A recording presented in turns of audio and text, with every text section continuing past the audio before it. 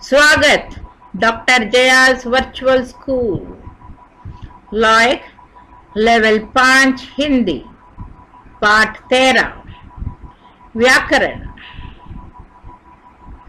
तत्पुरुष समास।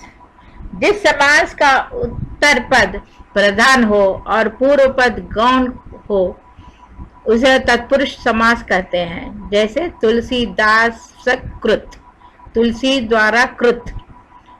ज्ञातक्य विग्रह में जो कारक प्रकट हो उसी कारक वाला वह समास होता है, विभक्तियों के नाम के अनुसार।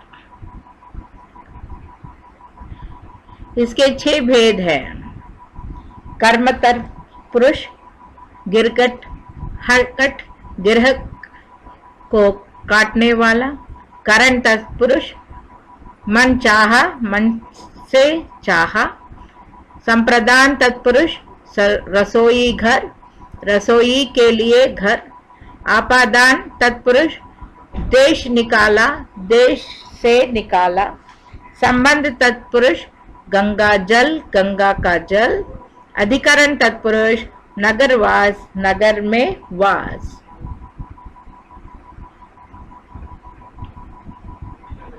नत्र तत्पुरुष समास। जिस समास में पहला पद निषेधात्मक हो उसे नत्र तत्पुरुष समास कहते हैं। जैसे समस्त पद समास, विग्रह समास, पद समास, विग्रह। असभ्य न सभ्य, अनंत न अंत, अनादि न आदि, असंभव न संभव। कर्मधारक समास। जिस समास का उत्तर पद प्रधान हो और पूर्व पद व उत्तर पद में विशेषण, विशेष्य अथवा उपमान उपमेय का संबंध हो वह कर्मधारक समास कहलाता है।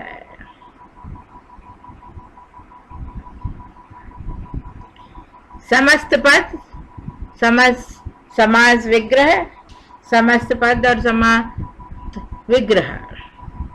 चंद्रमुख, चंद्र जैसा मुख। कमल नयन, कमल के समान नयन। देह लता, देह रूपी लता। दही बड़ा, दही में डूबा बड़ा। नील कमल, नीला कमल। पीतांबर, पीला अंबर। सज्जन, सत जन। नरसिंह, नरों में सिंह के समान।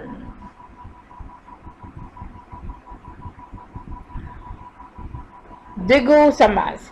जिस समास का पूर्व पद संख्यावाचक विशेषण हो उसे द्विगु समास कहते हैं। इससे समूह अथवा समाहार का बोध होता है।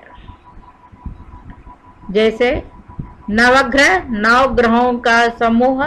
दोपहर, 2 पहरों का समाहार। त्रिलोक, 3 लोकों का समाहार।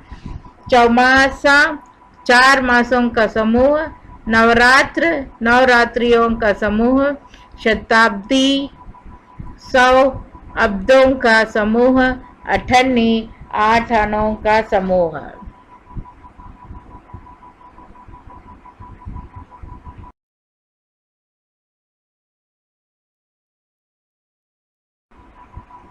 प्रेरक व्यक्तित्व। मानव सेवा को ही प्रभु सेवा माना मदर टेरेसा ने। पीड़ित मानवता की सेवा के लिए अपना पूरा जीवन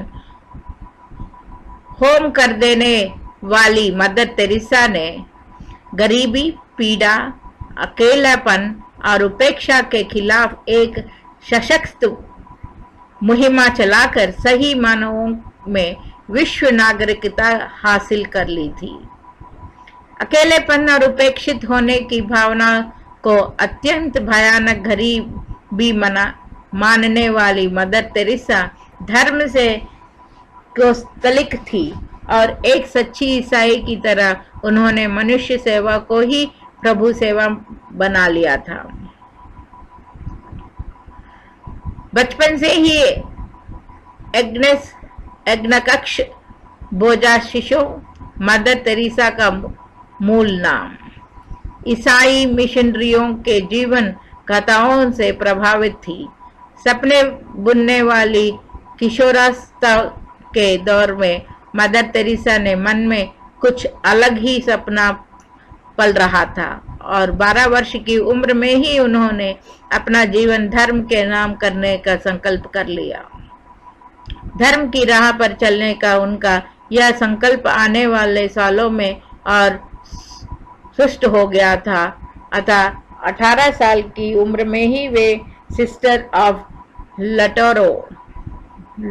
लॉरेटो में मिशनरी के रूप में शामिल हो गई। सिस्टर्स ऑफ लॉरेटो में आने के बाद उन्होंने अंग्रेजी भाषा सीखने के लिए आयरलैंड जाना पड़ा। मदर टेरेसा ने अपनी कर्मभूमि भारत में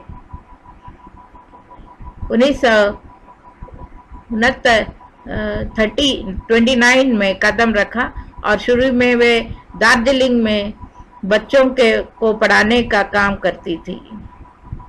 उन्होंने 31 को नन के रूप में धार्मिक शपथ ली। मदर टेरेसा कलकत्ता के सेंट मेरी स्कूल में शिक्षण का काम किया, लेकिन उनका भावुक मन इस दौरान विद्यालय परिसर के बाहर हो रही घटनाओं को लेकर बुरी तरह पीड़ित होता रहा और जिनमें 43 का अकाल और 46 का सांप्रदायिक दंगे शामिल हैं। पीड़ित मानवता की पुकार को मदर टेरेसा अधिक देर तक अनसुनी नहीं कर पाई और अतः 48 से उन्होंने समाज सेवा और मलिन बस्तियों के बच्चों और बेसहारा लोगों की सेवा का काम शुरू कर दिया। किसी भी महान कार्य को तरह मदर टेरेसा के समाज सेवा के शुरुआती दिन बेहद कठिनाइयों, फाकों, अभाव और आलोचनाओं से भरे पूरे रहे, लेकिन सेवा की भावना से ओतप्रोत मदर टेरेसा ने इन पर मानो ध्यान ही नहीं दिया और मरते दम तक मानव सेवा करती रही।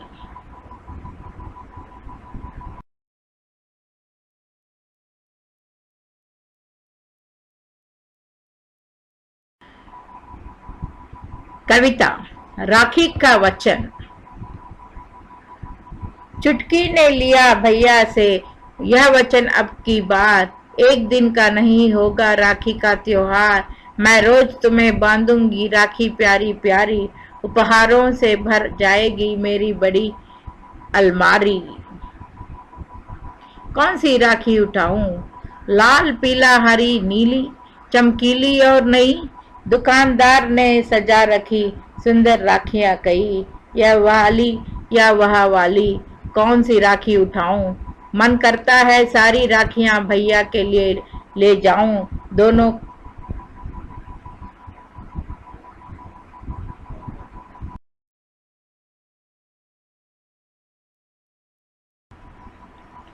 विषय बिना जड़ का पेड़। राजा के दरबार में एक व्यापारी संदूक के साथ पहुंचा। उससे धर्म के गर्व से कहा, महाराजा मैं व्यापारी हूं और बिना बीज एवं पानी के पेड़ उगाता हूं।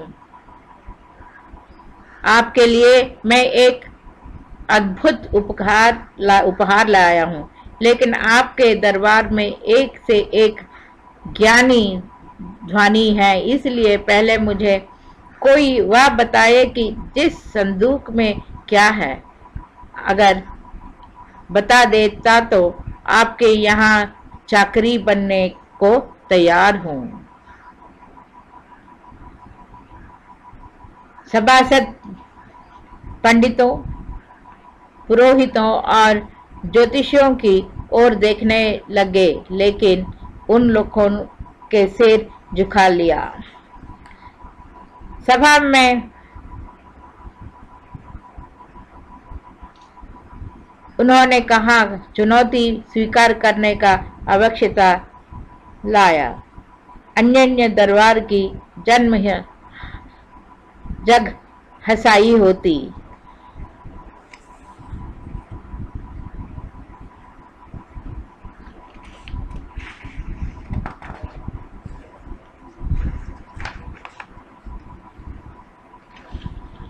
सभासद झुंझला गए। महाराजा का भी आंखें लाल पीले हो गए और कहा, गोनूझा, वह क्या बेवक्त की शहनाई बजा दी, सभा का सामान्य शिष्टाचार भी भूल गए। गोनूझा ने वातावरण को सहज करते हुए कहा, महाराज, सर्वप्रथम दुष्टता के लिए क्षमा चाहता हूँ, लेकिन यह मेरी मजबूरी थी। इसी में व्यापारी भाई के रहस्यमय प्रश्न का उत्तर छुपा है। इसमें भी ही बिना जड़ से भांति भांति के रंगों में फूल खिलते हैं। व्यापारी आवश्यक रह गया। उनने समझते हुए कहा, महाराजा, इन्होंने मेरे गूढ़ प्रश्न का उत्तर दे दिया।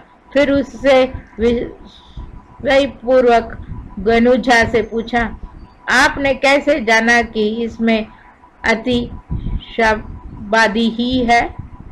गोनूझा ने सहज से कहा, व्यापारी जब आपने यह कहा कि बिना बीज पानी के पेड़ उगाते हैं तो और उनमें भांति भांति के फूल खिलते हैं, तब तक तो मुझे संदेह रहा, परंतु मेरे पूछने पर यह कहा कि रात ही में आपकी यह फसल अच्छी लगती है, तब जरा भी संशय नहीं रहा कि इसमें अतिबाजी छोड़ कुछ अन्य सामान नहीं होगा। व्यापारी मायूस हो गया। राजा ने कहा, व्यापारी, आपको दुखी होने की जरूरत नहीं है। आप यहाँ रहने के लिए स्वतंत्र है, पर अपना कमाल रात में दिखाकर लोगों का मनोरंजन कीजिए। अगर प्रदर्शन प्रशंसनीय रहा तो पुरस्कार भी पाइएगा, पर अभी पुरस्कार के हकदार गोनूझा ही है।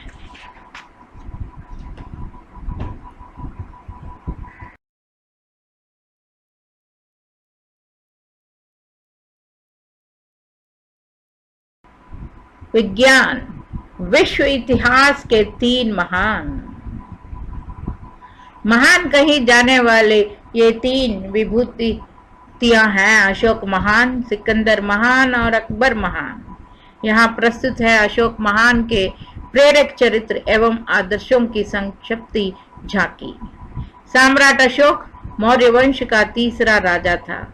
उनके पिता का नाम बिंदुसार और माता का जनपद कल्याणी था।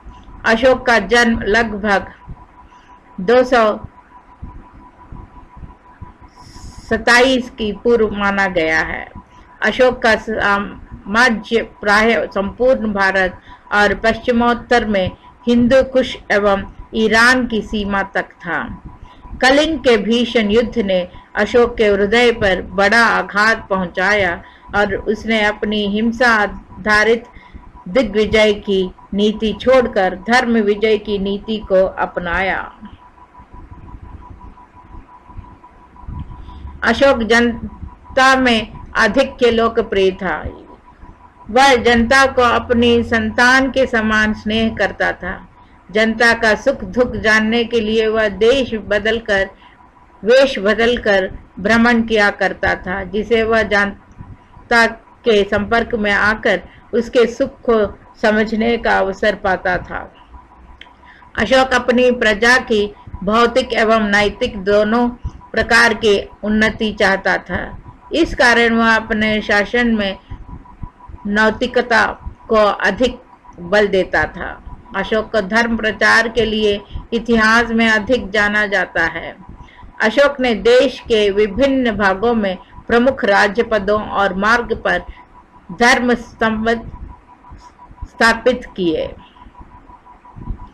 इनमें सारनाथ का सिंह शीर्ष स्तंभ सबसे अधिक प्रसिद्ध है। यह धर्म चक्र की घटना का स्मारक था। सारनाथ की सिंह मुद्रा को भारत सरकार का राज्य चिन्ह स्वीकार किया गया है। अशोक संसार के उन सम्राटों में था जिसने धर्म विजय के द्वारा संपूर्ण देश एवं पड़ोसी देशों में अहिंसा, शांति, मानव कल्याण एवं मानव प्रेम का संदेश जन जन तक पहुंचाया।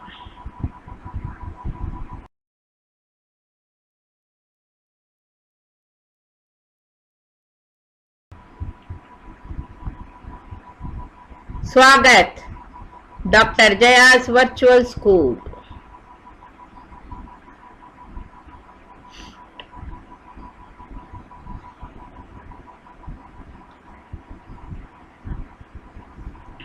नीति कथाएं।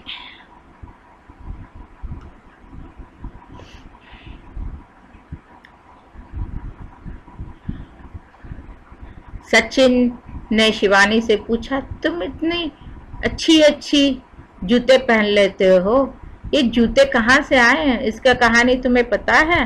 शिवानी बोला, मेरे को कोई कहानी नहीं पता।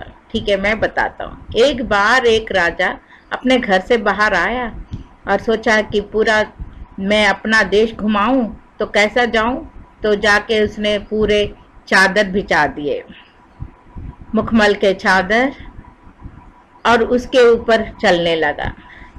वो गया सड़कों पर। सड़कों पे जब जा रहा था तो सोचा कि सभी लोग कैसे चलते होंगे, इतना तो बहुत ही धूप भी है, चलना भी मुश्किल है।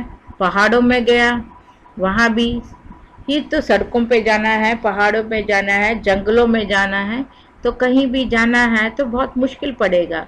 सोचते सोचते अपना महल लौटा।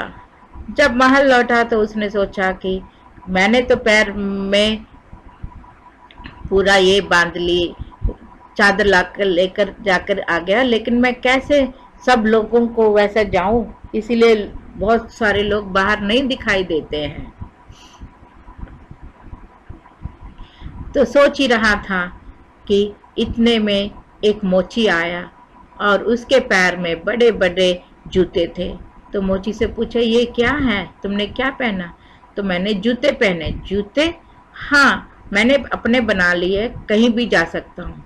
अच्छा, तो फिर ये जूते हमारे शहर के सभी लोगों को बना दो, मेरे राज्य में जितने लोग हैं सबके लिए जूते बनाओ। क्यों? वो सभी उधर उधर आ जा सकते हैं, नहीं तो सुनसान लग रहा है हमारा राज्य। ठीक है। उसी दिन उस मोची ने सबके लिए जूते बनाए। वहां से फिर जूते आ गए और सब लोग जूता पहन के घूमने लगे, सड़कों पे जाने लगे,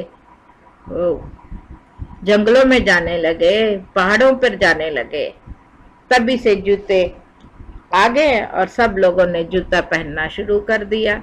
तो तब से अच्छे अच्छे जूते मिलते हैं, अच्छे अच्छे, और आते आते जूतों में एकदम बड़ों के जूते, छोटों के जूते, लाल जूते, पीले जूते, हर एक रंग में जूते आने लगे और सब लोग जूते पहन के चलने लगे। बड़ी एड़िया जूते, छोटी एड़िया जूते, रंग बिरंगे जूते सभी लोग पहनना शुरू कर दिए।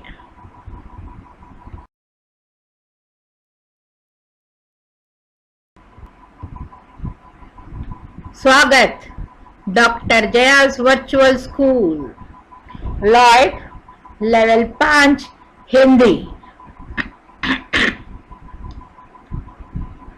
पाठ 14 व्याकरण। द्वंद्व समास, जिस समास के दोनों पद प्रधान होते हैं तथा विग्रह करने पर और अथवा या एवं लगता है, वह द्वंद्व समास कहलाता है। जैसा समस्त पद समास विग्रह, पाप पुण्य, पाप और पुण्य, अन्न जल, अन्न और जल, सीता राम, सीता और राम, खरा खोटा, खरा और कोटा, ऊंच नीच, ऊंच और नीच, राधा कृष्ण, राधा और कृष्ण।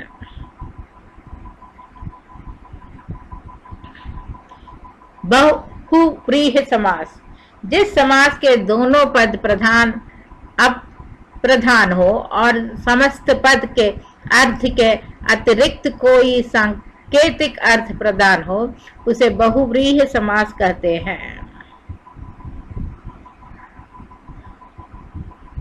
समस्त पद दशानन, दश है आनन जिसके अर्थात रावण, नीलकंठ, नीला है कंठ जिसका अर्थ अर्थात शिव। सुलोचना सुंदर है, लोचना जिसके अर्थात मेघनाद की पत्नी। पीतांबर पीले हैं, अंबर जिसके अर्थात श्री कृष्ण।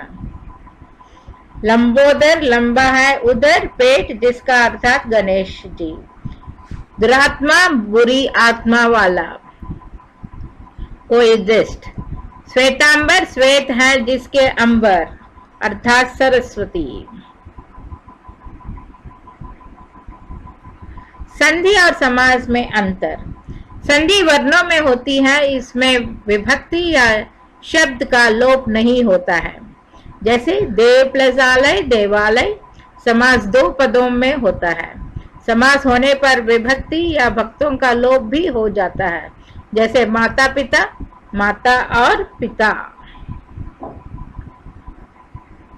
कार्यधारय और बहुव्रीहि समास में अंतर। कर्मधारय में समस्त पद का एक पद दूसरे का विशेषण होता है, इसमें शब्दार्थ प्रधान होता है, जैसे नीलकंठ, नीलाखंड। बहुव्रीहि में समस्त पद के दोनों पदों में विशेषण, विशेष्य का संबंध नहीं होता, अपितु वह समस्त पद ही किसी अन्य संज्ञा का विशेषण होता है। इसके साथ ही शब्दार्थ गौण होता है और कोई भिन्नार्थ ही प्रधान हो जाता है, जैसे नील प्लस कंठ नीला है, कंठ जिसका अर्थात शिव।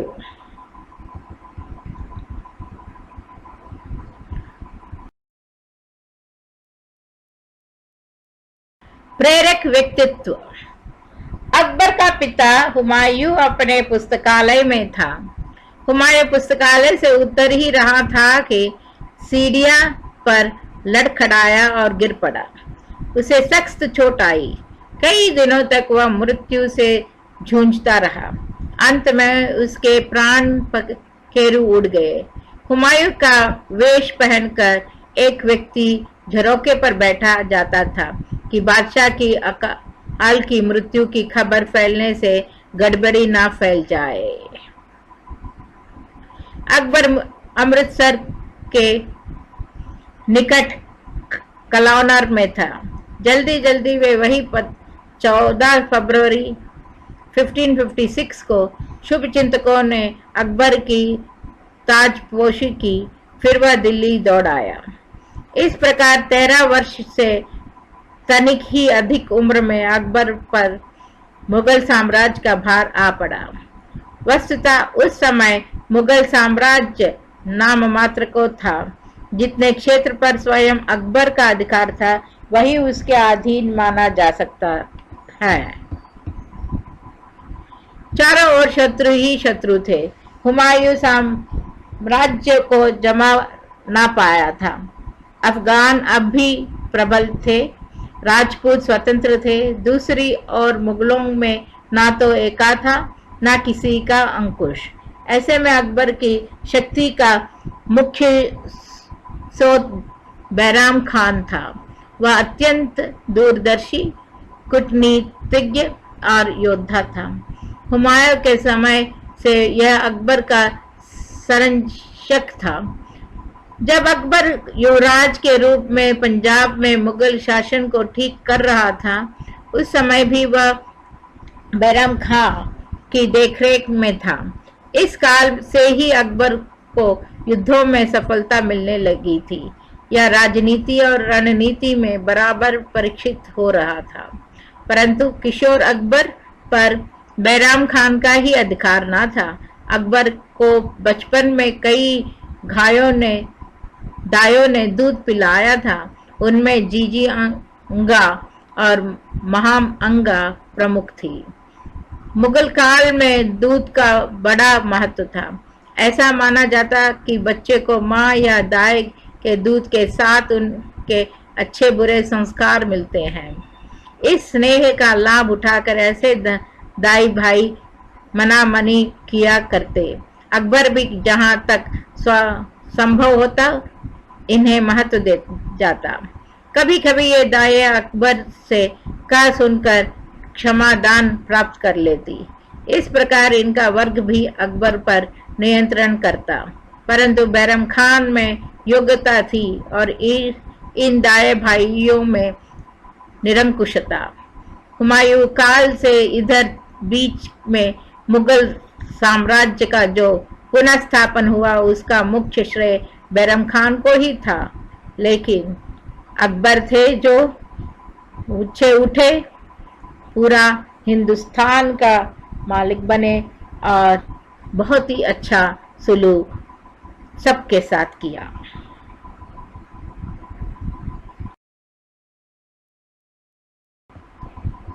कविता। दादी माँ मेरी प्यारी प्यारी, दादी माँ मेरी प्यारी प्यारी, मुझको कहती राजकुमारी, अच्छी अच्छी बातें कहती, मैं रूठ तो मुझे मनाती, नए नए पकवान खिलाती, फल खिलाती, दूध पिलाती, रंग बिरंगे ड्रेस दिलाती, मंदिर व पार्क ले जाती, मम्मी के गुस्से से बचाती, अपनी गोद में मुझे सुलाती, घोड़ा हाथी बन के घुमाती, नित नई कहानी सुनाती, खेल खेल में मुझे पढ़ाती, भले बुरे का भेद बताती, ऐसी मेरी प्यारी दादी।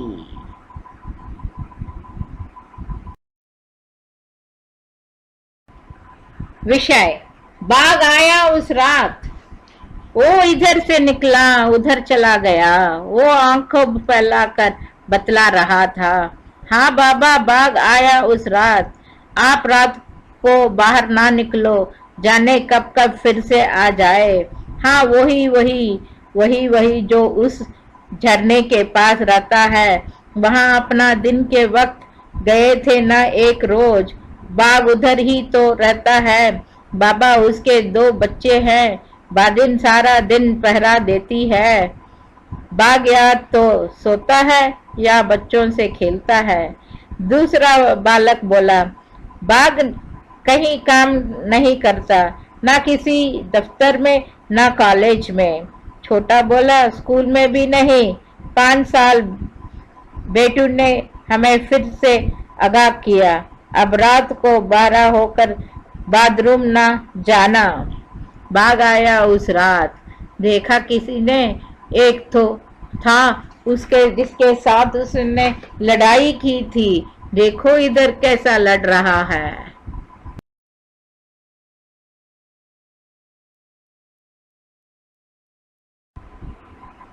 विज्ञान।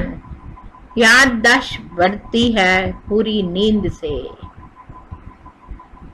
अगर आप किसी इम्तिहान की तैयारी कर रहे हैं या किसी नाटक में भाग लेने के लिए उसके संवाद रट रहे हैं या फिर किसी गीत को सबके सामने सुनाने के लिए याद कर रहे हैं, तो इसमें नींद आपकी मदद कर सकती है। अगर आप समय पर और पूरी नींद लेते हो तो आप पाएंगे कि आपकी याद करने की शक्ति बढ़ गई है और जिस चीज को बार बार दोहराने के बाद भी आप याद नहीं कर पा रहे थे वह अब नींद के बाद आपको याद हो गई है।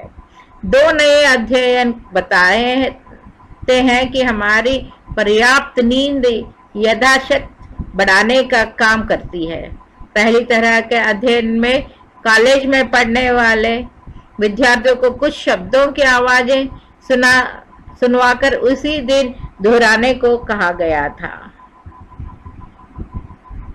इस पर नतीजा ठीक नहीं आया और स्टूडेंट्स सुने गए शब्दों को ठीक से दोहरा न पाए, पर जब रात को उन्होंने पर्याप्त नींद ली तो वे सुने गए शब्दों को दोहराने में ज्यादा सफल रहे। इसी तरह ये दूसरे अध्ययन में भी 22 साल के बड़े लोगों को शामिल किया गया। उन्हें कंप्यूटर पर टाइपिंग सिखाई गई और पहले दिन पहली लाइन में टाइप करने को कहा गया। लोगों को इसका अभ्यस्त होने में पूरा दिन लगा और शाम तक उनका प्रदर्शन ठीक ही रहा, परंतु रात को जब वे इस बात के साथ सोए तो दूसरे दिन आगे की स्टेप सीखने में उन्हें ज्यादा वक्त नहीं लगा।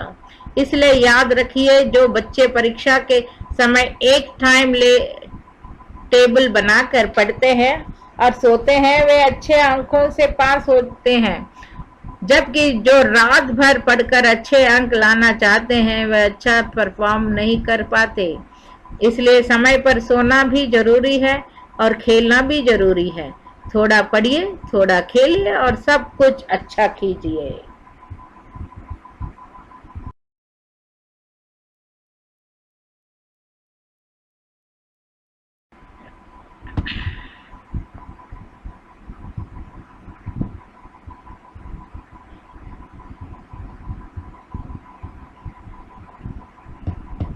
स्वागत इन जैज वर्चुअल स्कूल।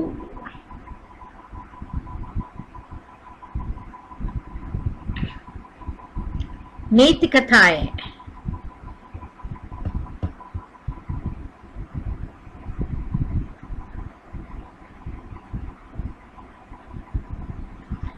एक जंगल में एक आदमी जा रहा था, वो लकड़हार था। उसके पीछे पीछे एक लोमड़ी भी आई।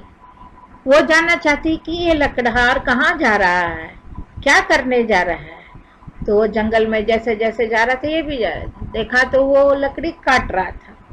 ठीक है, ये लकड़ी काट रहा है, लेकिन मेरे को भी देखा ये क्या करने वाला है। वहीं बैठ के देखने लगी। सुबह हो गया, दोपहर को हो गया, रात हो गया, वो लकड़ी काटता ही गया, काटता ही गया।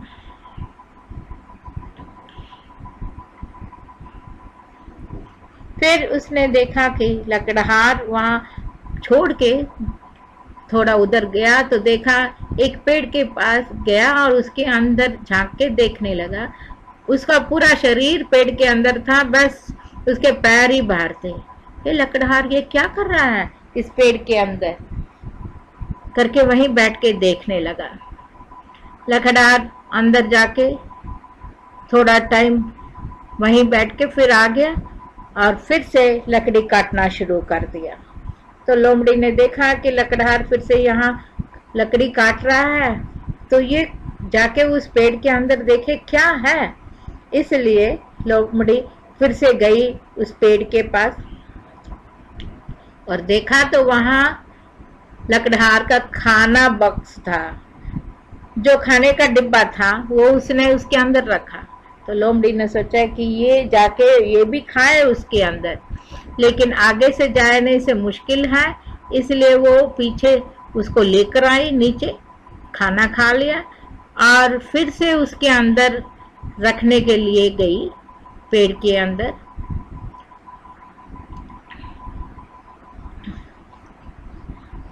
और फिर से उसको अंदर रख के लोमड़ी ने सोचा अंदर में जाके देखो और कितना खाना बचा है।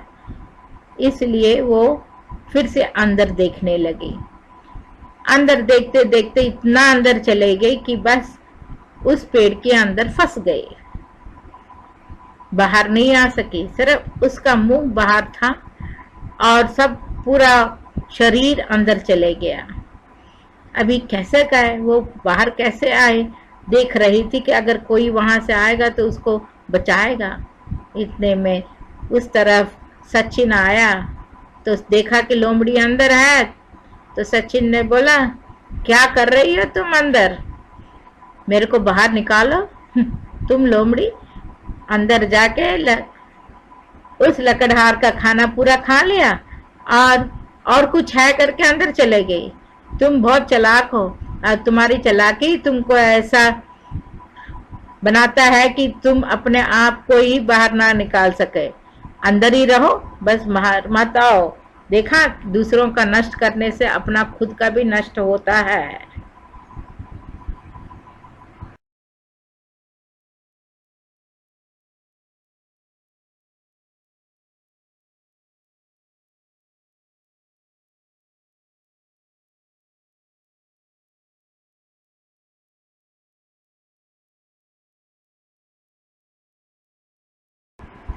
स्वागत doctor Jaya's virtual school. Live level 5 Hindi पाठ 15। व्याकरण पर्यायवाची शब्द। किसी शब्द विशेष के लिए प्रयुक्त समानार्थक शब्दों को पर्यायवाची शब्द कहते हैं। यद्यपि पर्यायवाची शब्द समानार्थी होते हैं, किंतु भाव में एक दूसरे से किंचित भिन्न होते हैं। जैसे अमृत, सुधा, सोम, पीयूष, अमेय, असुर, राक्षस, दैत्य, दानव, निशाचर, अग्नि, आग, अनल, पावक, वहन, अश्व, घोड़ा, हाय, तुरंग, बाजी, आकाश, गगन, नभ, आसमान, व्योम, अंबर, आंख, नेत्र, ऋग, नयना, लोचन।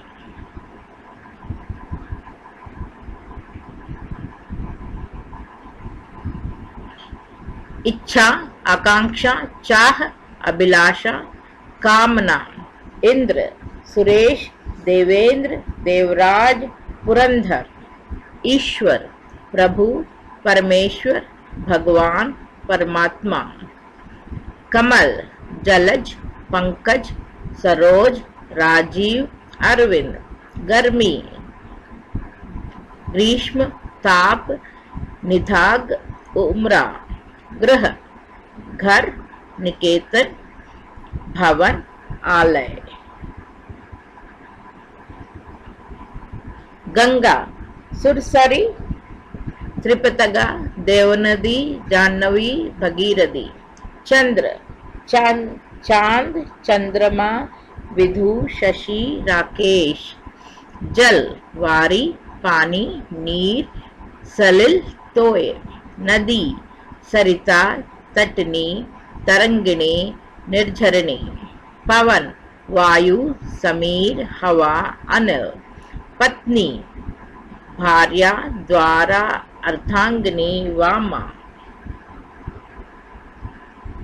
पुत्र, बेटा, सुत, तनय, आत्मज, पुत्री, बेटी, सुता, तनया, आत्मजा।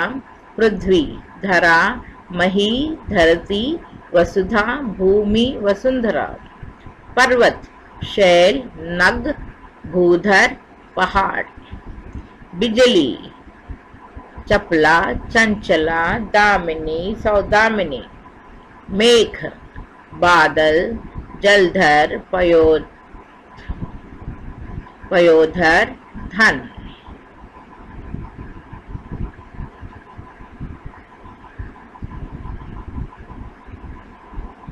राजा, नृपति, भूपति, नरपति।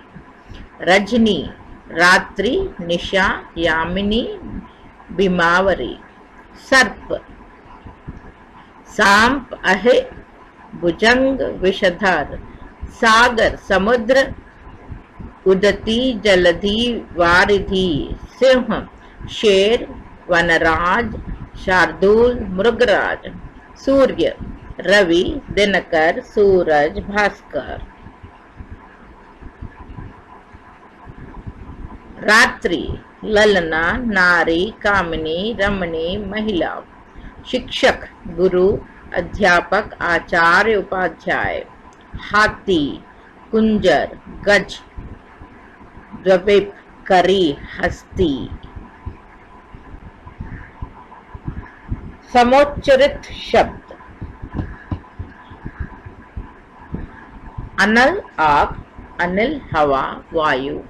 उपकार, भलाई, भला करना। अपकार, बुराई, बुरा करना। अन्न, अनाज, अन्य, दूसरा। अणु, कण, अनु, पश्चात, और, तरफ, और, तथा। असित, काला, अशित, खाया हुआ। अपेक्षा, तुलना में। उपेक्षा, निरादर, लापरवाही। कल, सुंदर, पुर्जा, काल, समय। अंधर, भीतर, अंतर, भेद। अंक, गोद, अंग, देह का भाग। कुल, वंश, कुल, किनारा। अश्व, घोड़ा। अश्म, पत्थर। अली, भ्रमर। आली, सखीक। कृमि, कीटा, कृषि, खेती। उपाचार, अपराध, उपाचार, इलाज, अन्याय, गैर इंसाफी, अनन्य, दूसरे दूसरे, कृति, रचना, कृति, निपुण, परिश्रमी, आमरण, मृत्यु पर्यत, आभरण, गहना, अवसान, अंत, आसान, सरल।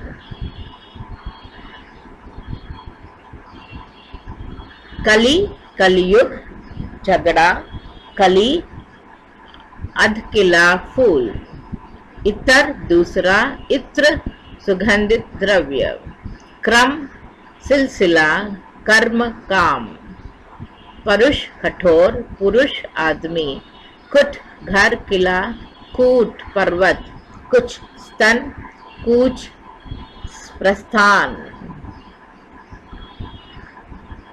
प्रसाद, कृपा, प्रसादा, महल, कुजन, दुर्जन, कुजन, पक्षियों का कलरव, गत, बीता, हुआ, गति, चाल, पानी, जल, पानी, हाथ, गुर, उपाय, गुरु, शिक्षक, भारी, ग्रह, सूर्य, चंद्र, गृह, घर, प्रकार, तरह, प्राकार, किला, घेरा,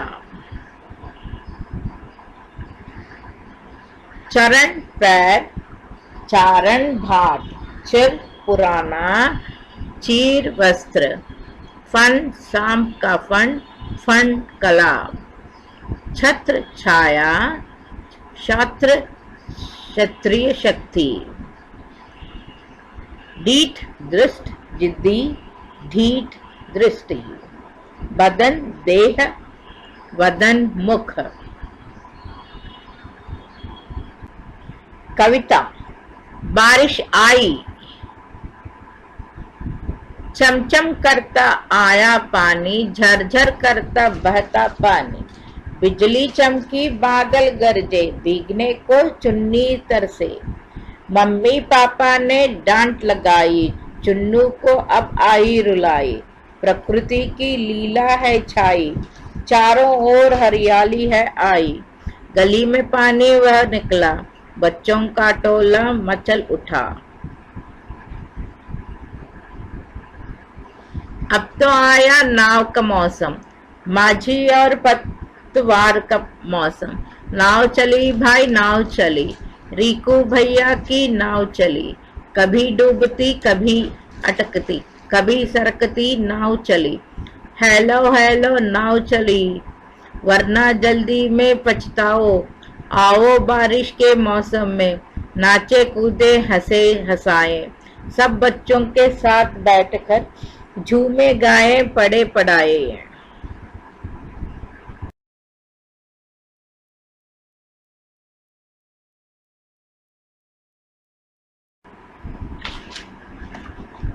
विषय।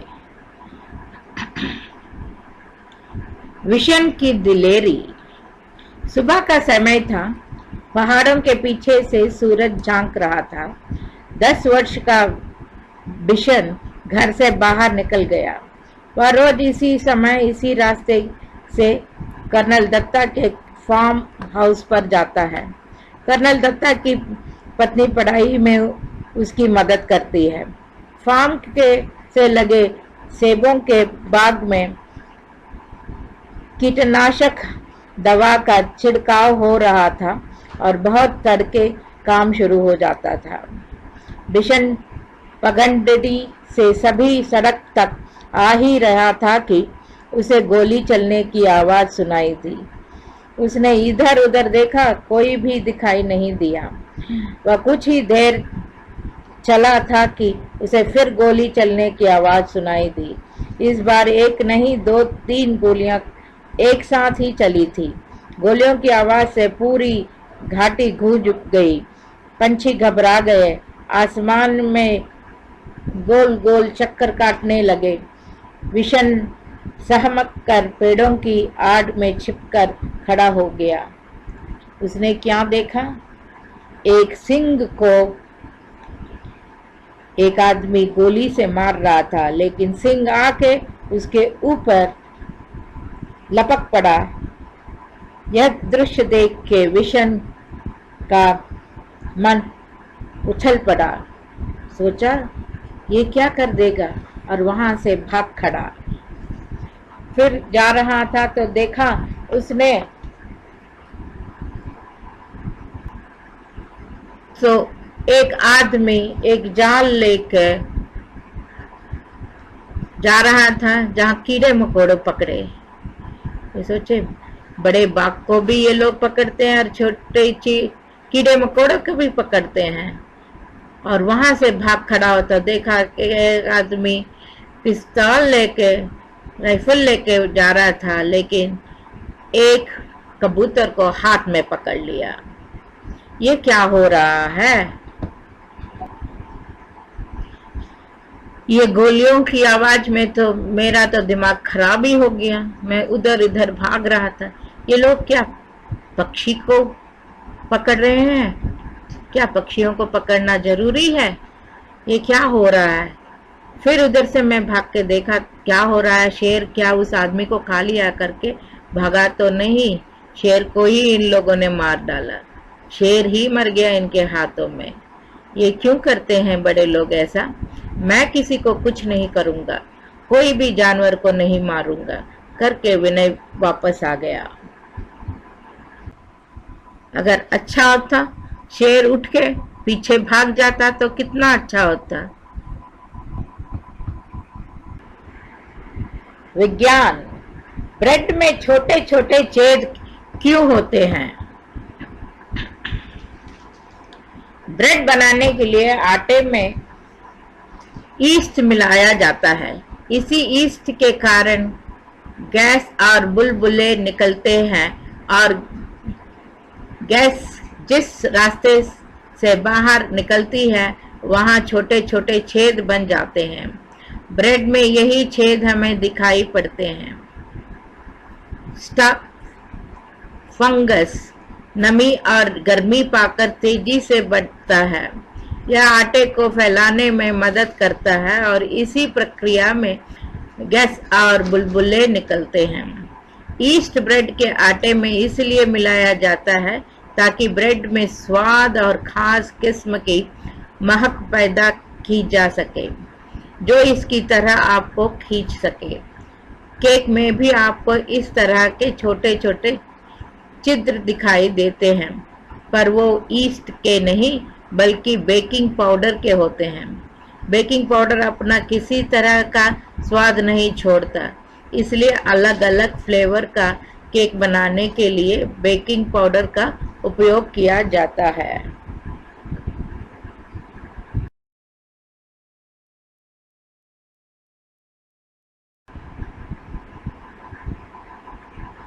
स्वागत डॉक्टर जयास वर्चुअल स्कूल।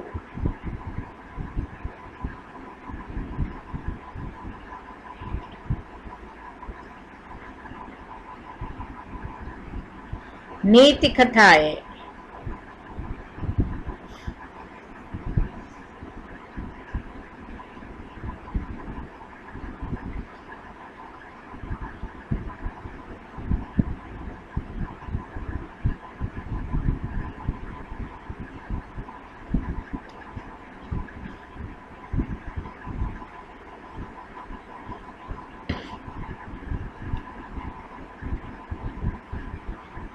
एक तालाब में दो मछलियां थी।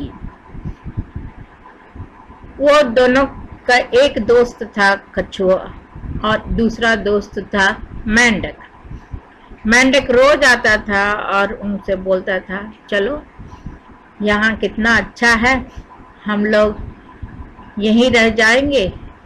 तो मछलियां बोली, नहीं नहीं, ये तालाब तो अभी तक तो अच्छा है, अगर खराब हो जाएगा तो क्या करेंगे? खराब तो नहीं होगा, लेकिन आजकल यहाँ सभी लोग आते हैं और हम मछलियों को लेकर जाएंगे। क्यों? तुम मछलियों को क्यों लेकर जाएंगे? तो सभी लोग पत्थर मारते हैं हमारे पर। ठीक है, यहाँ से हम चलते हैं दूर कहीं। हाँ मेंढक राजा, हम दोनों को लेकर जाओ यहाँ से, एक कोई अच्छे से तालाब में या नदी में ठीक है, चलो एक अच्छा सा जगह ढूंढ लेते हैं। दोनों को लेकर जाके जगमगाता हुआ एक नदी को लेकर गया मेंढक राजा। वहां बहुत सारी मछलियां थी, वो आसपास घूम रही थी। ये दोनों मछलियां बोले, हमको यहाँ नहीं रहना, इतने मछलियां हैं यहाँ नहीं रहना हमको, बस शांत जगह लेकर जाओ मेंढक राजा। इतना खूबसूरत है ये, इतने लोग हैं, तुम सुरक्षित रहोगे। नहीं नहीं नहीं, हमको नहीं रहना है यहाँ, लेकर जाओ करके बोलने लगे। फिर वहां से मेंढक राजा लेकर गया उनको स्टारफिश के तालाब में। इतने, ये लोग तो हमारे जैसे नहीं है, हमको अच्छे नहीं लगते, कितने गंदे हैं ये लोग। गंदे कहाँ हैं? नहीं नहीं नहीं, हमको यहाँ नहीं रहना है मेंढक राजा, चलो चलो यहाँ से लेकर चलो। तो फिर मेंढक राजा वहां से उन दोनों को लेकर गया। सोच रहा था कि इन दोनों को कहाँ लेकर जाऊं, ये क्या इतनी खूबसूरत जगह भी नहीं चाहते हैं तो कहाँ लेकर जाऊं। सोचते सोचते वो उन दोनों को वहां से लेकर चले गया। जाते जाते एक शांत सा तालाब था, नील मेघ नाथ के जैसे, इतना शांत था। लेकिन दोनों मछलियों ने बोला, मेंढक राजा इतना शांत भी नहीं कि हमको जीवन काटने को दौड़े, हमें इधर नहीं चाहिए, तुम्हें तो शांत जगह चाहिए था ना। नहीं नहीं नहीं, ये बहुत ही शांत है, लेखक कितना अच्छा है, सुंदर है, साफ है, सुथरा है। नहीं नहीं, चलो चलो करके बोल। फिर मेंढक राजा उन दोनों को वहां से लेकर गया जहां बहुत ही खूबसूरत और हरियाली थी। ये लोग क्यों ऐसे भाग रहे हैं? नहीं, खुशी के मारे वो इधर उधर जा रहे हैं। इतनी हरियाली, हाँ इतनी हरियाली देखो, इसलिए तो वो खुश हैं। लेकिन हमको इतनी हरियाली भी नहीं चाहिए मेंढक राजा। क्या बोल रहे हो, कितना अच्छा अच्छा जगह। ठीक है चलो, लेकर जाता हूँ तुम्हें। और वो डॉल्फिन के पास लेकर गया और बोला, डॉल्फिन तुम इन दोनों का देखभाल कर लो। लेकिन मछलियों ने बोला, ये बड़ा सा मछली है, इतना बड़ा मछली के साथ हम नहीं रह सकते। क्यों नहीं रह सकते?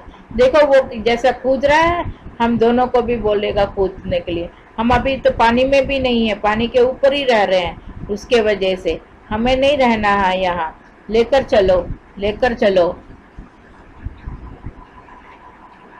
तो फिर वहां से एक नीले साफ सुथरे तालाब में फिर से लेकर गया। लेकिन वहां मछली पकड़ने वाले रोज आते हैं और मछलियों को लेकर चले जाते हैं। तो दोनों मछली बोले, देखो देखो वो मछली कैसा जा रही है, पकड़ में आ गई, हम लोग भी ऐसे ही आ जाएंगे, यहाँ रहने से बहुत ही मुश्किल है हमको रहना। मेंढक राजा ने बोला, क्या कर रहे हो तुम, कहीं भी नहीं रहना चाहते?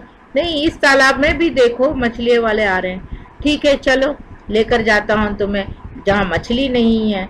और वहाँ कछुए थे, इतने कछुए थे। तो मछलियों ने बोले, इतने कछुओं के पास हम लोग कैसे रह सकते हैं? क्यों नहीं रह सकते हो, वो लोग सभी तो रह रहे हैं।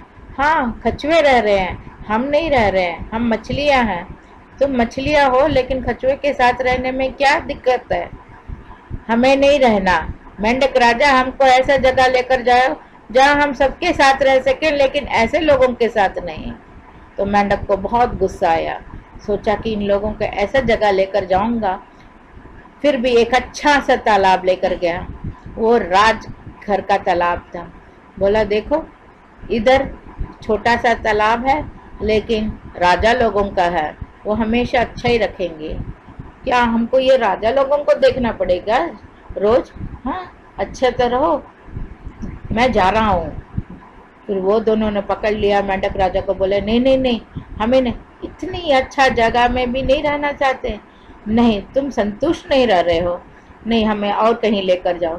ठीक है चलो करके मेंढक राजा तो बहुत ही गुस्से में था, इनको ऐसे जगह में छोड़ देना चाहिए कि बस इनका खैर न करके लेकर जा रहा था। और इतने में उसको दिखाई दिया कि थोड़े बच्चे गंदी नाली में खेल रहे हैं। उधर लेकर गया, बोला देखो इधर इतने बच्चे खेल रहे हैं, तुम इधर रहो। नहीं नहीं नहीं, ये बच्चे तो हमको मार डालेंगे, मैं नहीं लेकर जाता, तुम यहीं रहो। जो संतुष्ट नहीं रहते हैं उन लोगों के ऐसे ही दंड मिलता है, तुम यहीं रहो और इन बच्चों के साथ ही रहो, और वो लोग कुछ भी करें सहो बस करके मेंढक राजा दोनों मछलियों को उस गंदी तालाब में छोड़ के चले गया। इसलिए हमेशा संतुष्ट रहना चाहिए। अगर संतुष्ट नहीं है तो जो जीवन अब है उससे भी खराब जीवन मिलेगा।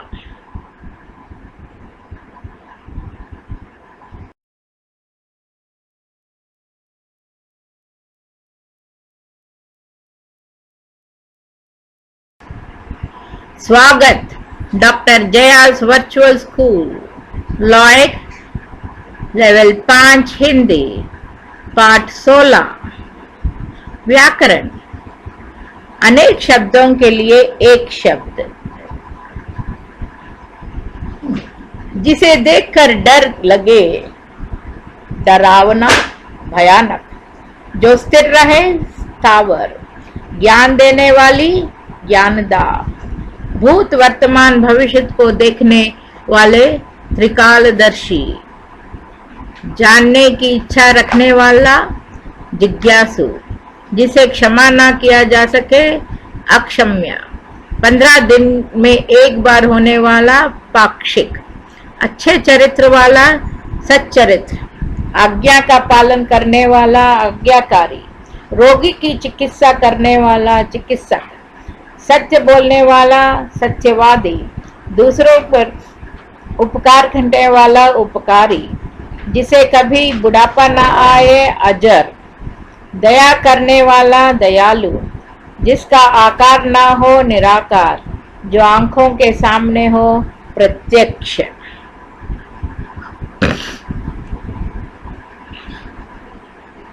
जहां पहुंचा ना जा सके, अगम, आगम्य, जिसे बहुत कम ज्ञान हो, थोड़ा जानने वाला, अल्पज्ञ, मास में एक बार आने वाला, मासिक, जिसके कोई संतान ना हो, निस्संतान, जो कभी ना मरे, अमर, जिसका आचरण अच्छा ना हो, दुराचारी, जिसका कोई मूल्य ना हो, अमूल्य, जो वन में घूमते हो, वंचर, जो इस लोक से बाहर की बात हो, अलौकिक, जो इस लोक की बात हो, लौकिक, जिसके नीचे रेखा हो, रेखांतिक, जिसका संबंध पश्चिम से हो, पाश्चात्य, जो स्थिर है रहे, स्थावर, दुखांत नाटक, त्रदसी, जो क्षमा करने से योग्य हो, क्षम्य, हिंसा करने वाला, हिंसक, हित जानने वाला, हितैषी, हाथ से लिखा हुआ, हस्तलिखित, सब कुछ जानना वाला, सर्वज्ञ, जो स्वयं पैदा हुआ हो, स्वयंभू, जो शरण में आया हो, शरणागत, जिसका वर्णन ना किया जा सके, वर्णनातीत, फल फूल खाने वाला, शाकाहारी, जिसकी पत्नी मर गई हो, विधुर, जिसका पति मर गया हो, विधवा, शौतेली माँ, विमाता, व्याकरण जानने वाला, वैकारण, रचना करने वाला, रचयिता, खून से रंग हुआ, रक्त रंजित, अत्यंत सुंदर स्त्री, रूपसी, कीर्तिमान पुरुष, यशस्वी, कम खर्च करने वाला, मितव्ययी।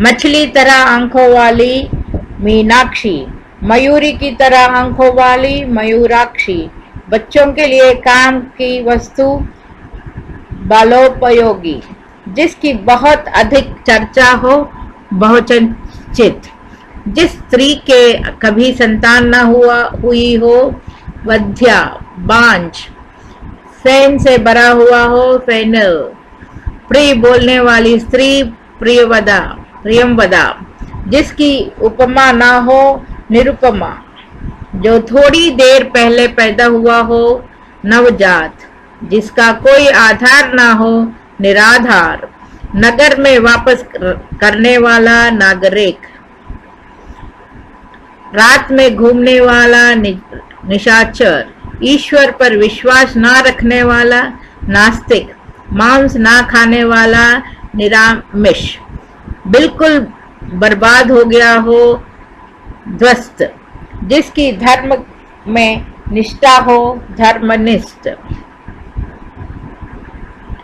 देखने योग्य दर्शनीय, बहुत तेज चलने वाला द्रुतगामी, जो किसी पक्ष में ना हो तटस्थ, तत्व को जानने वाला तत्वज्ञ, तप करने वाला तपस्वी, जो जन्म से अंधा हो जन्मांध, जिसने इंद्रियों को जीत लिया हो जितेंद्रिय, चिंता में डूबा हो चिंतित, जो बहुत समय कर ठहरे चिरस्थायी, जिसकी चार भुजाओं हो चतुर्भुज, हाथ में चक्र धारण करने वाला चक्रपाणी, जिससे घृणा की जाए घृणित, जिसे गुप्त रखा जाए गोपनीय, गणित का ज्ञात गणितज्ञ, आकाश को चूमने वाला गगन चुंबी, जो टुकड़े टुकड़े हो गए हो खंडित, आकाश में उड़ने वाला नभचर, तेज बुद्धि वाला कुशाग्र बुद्धि, कल्पना से परे हो कल्पनातीत, जो उपकार मानता है कृतज्ञ, किसी की हंसी उड़ाना उपहास, ऊपर कहा हुआ उपयुक्त, ऊपर लिखा गया ऊपर लिखित, जिस पर उपकार किया गया हो उपकृत, इतिहास का ज्ञाता ऐतिहासिज्ञ, आलोचना करने वाला आलोचक, ईश्वर में आस्था रखने वाला आस्तिक, बिना वेतना का अवैतनिक, जो कहा ना जा सके अकथनिक, जो गिना ना जा सके अगणित, जिसका कोई शत्रु ही ना जन्मा हो अजात शत्रु, जिसके समान कोई दूसरा ना हो अद्वितीय, जो परिचित ना हो अपरिचित, जिसकी कोई उपमा ना हो अनुपम।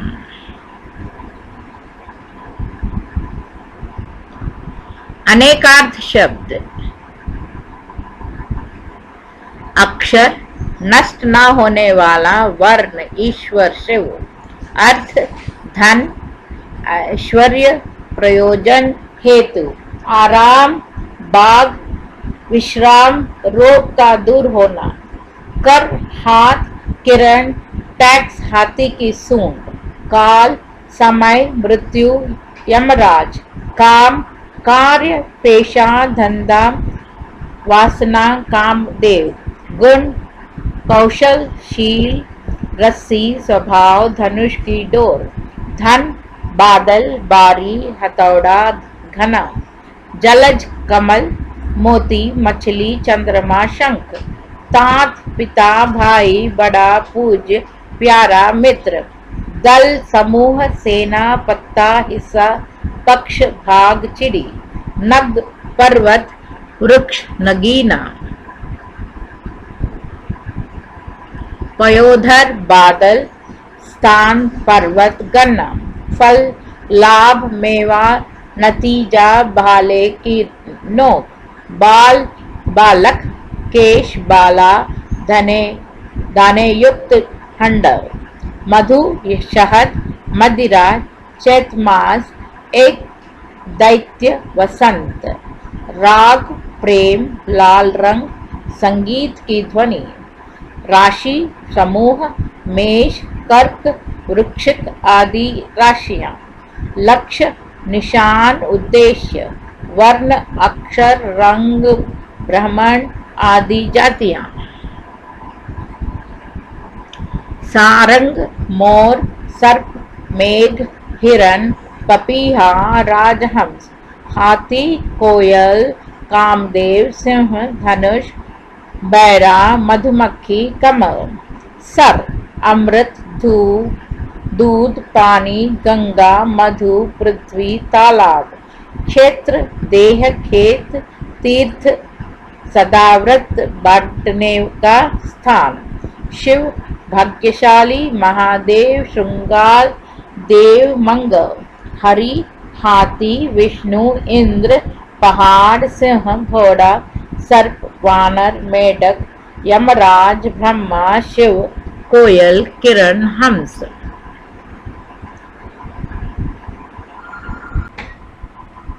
समोच्चरित शब्द तरणी सूर्य, तरणी नौका, तरंग लहर, तुरंग घोड़ा, भवन घर भुवन संसार, तप्त गरम तृप्त संतुष्ट, दिन दिवस दीन दरिद्र, भीति भाई भिक्ति दीवार।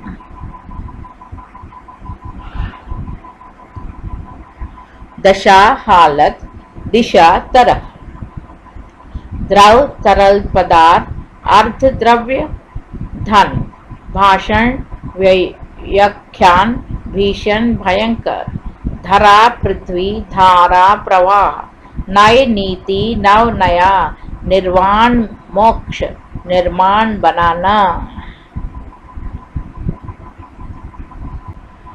कविता। रात चली कल तेज हवा, रात चली कल तेज हवा, मुझे तो भैया कुछ ना पता, पूछो उससे जिसने देखी वो ही कहेगा आंखों देखी, मैं तो खेल में खोया था या फिर घर में सोया था, मैंने देखी नहीं हवा, मुझे तो भैया कुछ न पता। मामा के गांव आओ चले मामा के गांव, गांव में पेड़ों की छांव, गांव में रहती मेरी नानी, रोज सुनाती एक कहानी, जहां नहीं नदी है नाव है, कौवे की काव काव है, गाड़ी ना शेर है, ताजी हवा का जोर है। लोग चलते अपने पांव, आओ चले मामा के गांव, आसपास खेत है नदी किनारे रेत है, मिट्टी के मकान हैं मामा की दुकान है, नहीं किसी में भेदभाव, आओ चले मामा के गांव। रात भर बिलखते गाड़ते रहे। उड़ीसा राज्य के सिमलीपाल डाइघर रिजर्व में 25 हाथियों का झुंड रहता था। इस झुंड में कुछ धुई भी थे। जिन हाथियों के साथ दूध मुहे बच्चे हो उन्हें दुई कहते हैं। दाव लगे तो हाथी के छोटे बच्चे को शेर मार लेता है। झुंड के बड़े दैत्य और बड़ी हथिनियां बच्चों की रक्षा करती हैं। सर्दियों में जब घास कम हो जाती है तो हाथियों के बड़े झुंड को जंगल के एक खंड में काफी खाना नहीं मिलता। वे छोटी टोलियों में बांटकर अलग अलग वनखंडों में चरने चले जाते हैं।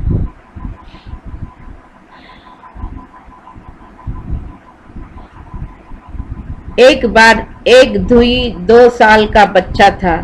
झुंड में सबसे छोटा वही था। वह माँ का दूध चूसता था। इस बच्चे ने जंगल की घास पत्ती को मुंह लगाना शुरू कर दिया था। झाड़ियां, पेड़ों और पगड़ियों को जानने पहचानने की स्वाभाविक इच्छा उसके पैदा हो चुकी थी। एक सुबह वह अपनी टोली से जरा अलग होकर नाले की तरफ जा रहा था। रात का दौरा लगने के बाद इस इलाके का शेर वहीं सो रहा था। वह बच्चे पर झपट पड़ा। बच्चा चिंगाड़ा। उसकी चिंगाड़ सुनकर सभी हाथी उसे बचाने दौड़े। बड़े हाथियों के सामने शेर नहीं टिका, उसे छोड़कर नाले में चला गया। शेर का हमला इतना जोरदार था कि कुछ ही क्षणों में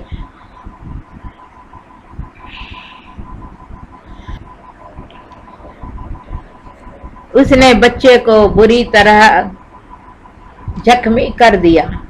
सबसे बड़ा घाव सिर पर था। सबने हाथी उसे ऊपरी 12 कमरे में रेंजर ऑफिस के सामने ले गए। जंगल के जानवरों की देखभाल और रक्षा करना रेंजर ऑफिसर की जिम्मेदारी होती है। उसके दफ्तर के सामने पहुंचकर हाथी मानो अपने को सुरक्षित अनुभव कर रहे थे। कुछ देर बाद आधे हाथी चरने चले गए। बाकी हाथी जख्मी बच्चे की निगरानी में वहीं डटे रहे। उसकी माँ सूंड से घास का फूला उठाकर जबर हिलाती रही जिससे घाव पर मक्खियां ना बैठे। उसकी आंखों से आंसू की धारा टपक रही थी। बच्चा इतना जख्मी हो गया था कि दूध नहीं चूम सकता था। जंगल में जानवरों के छोटे छोटे घाव प्रकृति खुद ठीक कर दिया करती है, पर इस बच्चे के घाव जानलेवा थे। अगले दिन उसने दम तोड़ लिया। मरने की खबर मिलते ही चरने के लिए गए हुए हाथी लौट आए।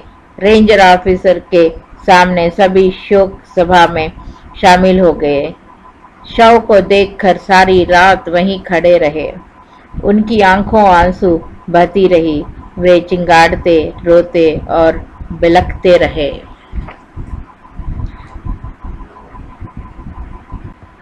विज्ञान। गाजर।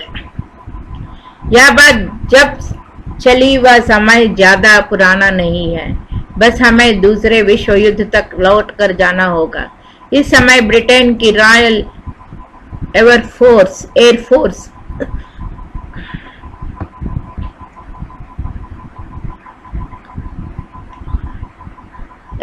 ने जर्मनी के बम फेंकने वाले विमानों को गिराने के लिए एक अत्याधुनिक राडार सिस्टम विकसित कर लिया था और वे इस बात को छिपाना चाहते थे। इसलिए उन्होंने कहा कि रात के समय ब्रिटिश वायुसेना के लड़ाकों का निशाना इसलिए सही रहता है क्योंकि वे खूब गाजर खाते हैं और सभी से यह बात चल पड़ी कि अधिक गाजर खाने से आंख की दृष्टि ठीक होती है। यह बात सही है कि गाजर में प्रचुर मात्रा में बीटा कैरोटीन होता है। शरीर बीटा कैरोटीन को विटामिन में बदल सकता है। यह बात हमें पता ही है कि विटामिन ए की अत्यधिक कमी से आंखों की दृष्टि कमजोर होती है, पर अच्छी नजर के लिए बीटा कैरोटीन की बहुत थोड़ी मात्रा ही पर्याप्त होती है। अगर आपकी नजर कमजोर है पर आपके शरीर में विटामिन ए की कमी नहीं है तो गाजर खाना मसूड़ों की कसरत के अलावा और कुछ भी नहीं है। स्वागत doctor Jaya's virtual school. Live level 5 Hindi पाठ 17 विपरीतार्थ शब्द।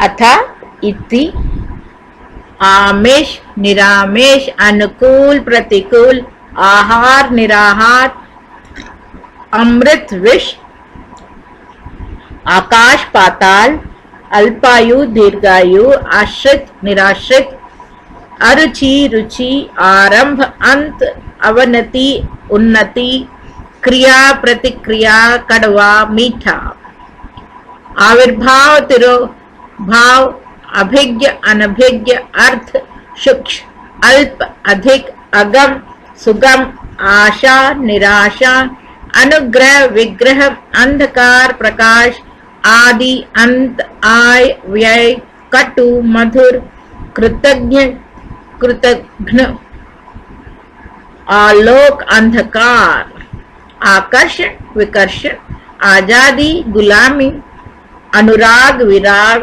अनिवार्य वैकल्प अभिमान नम्रता अर्ध अनर्थ अपमान सम्मान अनुज अग्रज आदान प्रधान आव्रचीन प्राचीन अवनी अंबर आदर अनादर क्रुद्ध शांत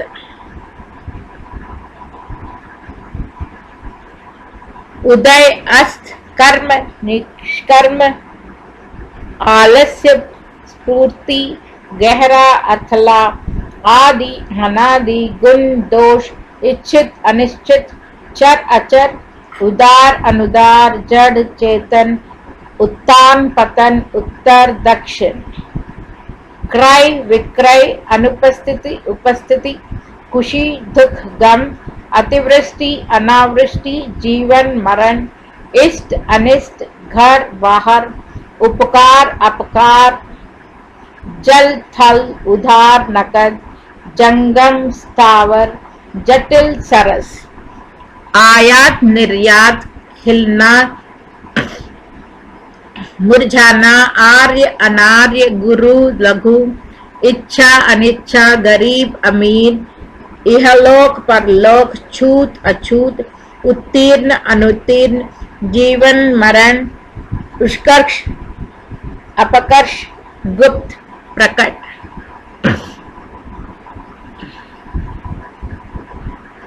एक अनेक दिन रात मानवता दानवता धीर आधीर मित्र शत्रु नकली असली मौखिक लिखित निकट दूर प्रतिवाद व्रता पुलटा राग द्वेष पवित्र अपवित्र प्रेम घृणा तुच्छ महान देव दानव धर्म अधर्म मान अपमान नूतन पुरातन मिथ्या सत्या आस्तिक नास्तिक रक्षक भक्षक राजा रंग प्रलय सृष्टि लाभ हानि विजय पराजय ऐसा वैसा दुराचारी सदाचारी महात्मा दुरात्मा धूप छाव मधुर कटु निर्माण विनाश मोक्ष बंधन निंदा स्तुति पाप पुण्य रात्रि दिवस विधवा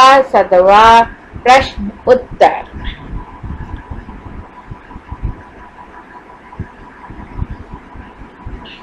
पूर्ण अपूर्ण विरोध समर्थन बंधन मुक्ति शीत उष्ण मंगल अमंगल शुक्ल कृष्ण स्वदेश विदेश स्वाधीन पराधीन ज्ञान अज्ञान सुपुत्र कुपुत्र सच झूठ स्तुति निंदा विषम सम वसंत पतझर बाढ़ सूखा शयन जागरण भाव अभाव सौभाग्य दुर्भाग्य हित अहित हर्ष शोक क्षणिक शाश्वत सुजन दुर्जन सुमति कुमति साकार निराकार विशुद्ध दूषित सुर असुर परतंत्र स्वतंत्र शूर कायर बुराई भलाई स्वर्ग नरक स्वीकृति अस्वीकृत साक्षात निरक्षर हिंसा अहिंसा साधु असाधु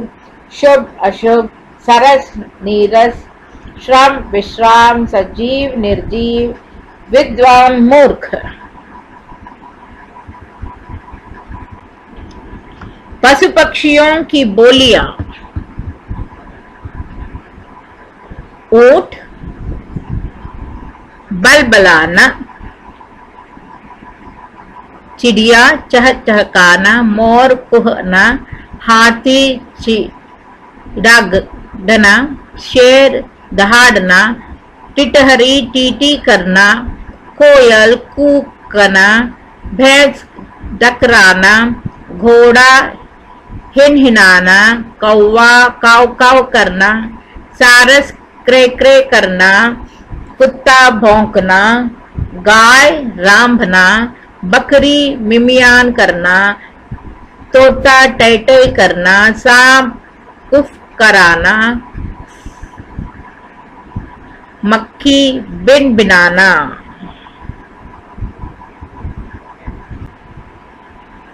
समोच्चरित शब्द: निर्जर देवता, निर्झर झरना, मत राय मति बुद्धि, नेक अच्छा, नेकु तनिक, पथ राह, पद्य रोगी का आहार, मद मस्ती, मदय मदिरा, परिणाम फल, परिमाण वजन, मणि रत्न, फणि सर्प, मलिन मैला, म्लान मुरझाया हुआ। मातृमाता, मात्र केवल, रीति तरीका, रीता खाली, राज शासन, राज रहस्य, ललित सुंदर, ललिता गोपी, लक्ष्य उद्देश्य, लक्ष्य लाख, वक्ष छाती, वृक्ष पेड़, वसन वस्त्र, व्यसन नशा आदत, वासना कुष्ठता, विचारवान गंध।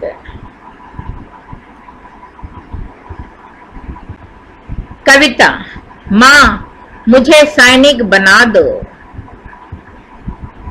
माँ मुझे सैनिक बना दो, चाहता रणभूमि को जाना, मुझे तलवार ला दो, आज सुनना चाहता हूँ मैं ना परियों की कहानी, आज मुझसे मत कहो था एक राजा एक रानी, किंतु राणा की शिवा की शक्ति तुम मुझ में जगा दो, माँ मुझे सैनिक बना दो।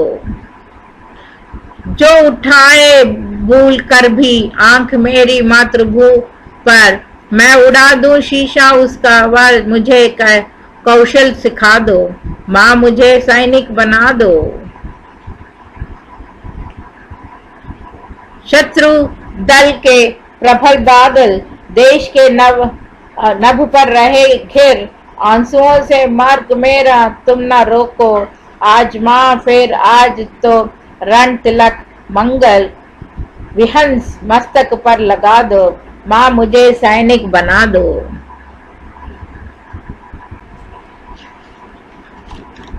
विषय: छोटी सी हमारी नदी। छोटी सी हमारी नदी, टेढ़ी मेढ़ी धार, गर्मियों में घुटने भर भिगो कर जाते पार, पार जाते डोर डंगर, बैलगाड़ी चालू, ऊंचे हैं किनारे इसके फाट इसका ढालू, पेठे में झका झका बालू, खिंचड़ा का ना नाम, फांस फूले एक पार, उजले जैसे धाम, दिन भर किच पिच करती मैना डार डार, रातों की हुआ कर उठाते सियार, अमराई डूजे किनारे और ताड़ वन, चाहो बांबल टोला बसा है सघन, कच्चे बच्चे चार धार कचारों पर उछल नहा ले, गमछो पानी भर भर अंग अंग पर डाले, कभी कभी वे झांझ सांकरे निवटा कर नहाना, छोटी छोटी मछलियों मारे आंचल का कर जाना, बहुए लोटे थाल मांझती, रगड़ रगड़ कर रेती, कपड़े धोती, घर के कामों के लिए चल देती, जैसे ही अपार बरसता भर नदियां उतराती, मतवाली सी छूटी चलती, तेज धारा धनती, वेग और कलकल के मारे उड़ते हैं कोलाहल, गेंदले जल में गिरनी भंवरों भैरवती है चंचल, दोनों पारों के वन वन में मच जाता है रोला, वन व पहाड़ों में सारा जग उठता है टोला।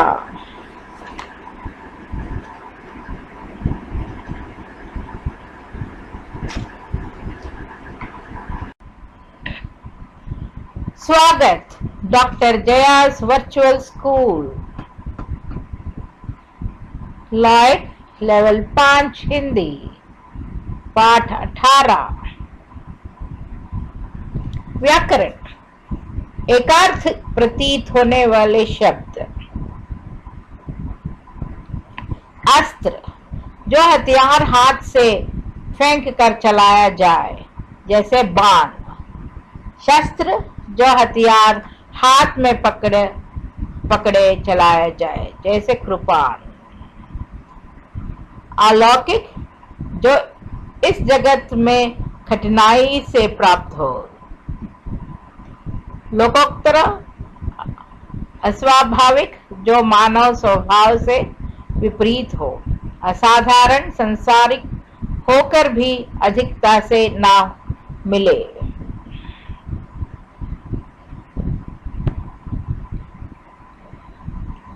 अमूल्य जो चीज मूल्य देकर भी प्राप्त ना हो सके। बहुमूल्य जिस चीज का बहुत मूल्य देना पड़ा। आनंद खुशी का स्थायी और गंभीर भाव।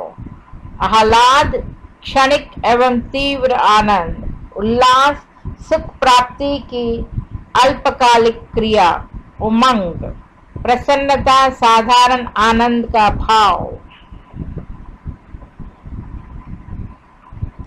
ईर्ष्या दूसरे की उन्नति को सहन ना कर सकना।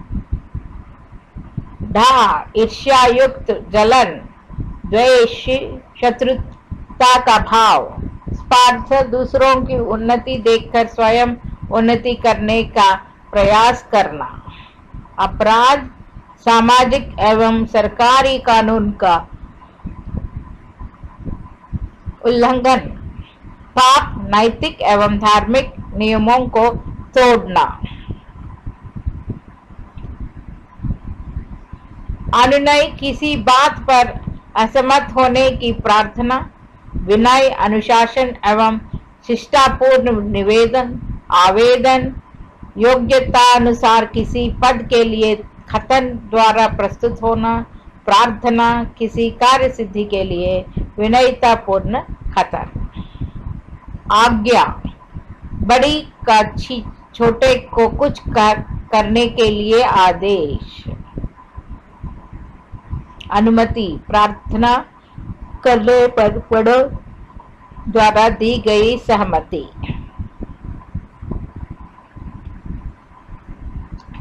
इच्छा किसी वस्तु को चाहना।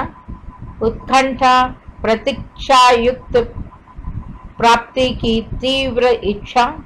आशा प्राप्ति की संभावना के साथ इच्छा का समन्वय।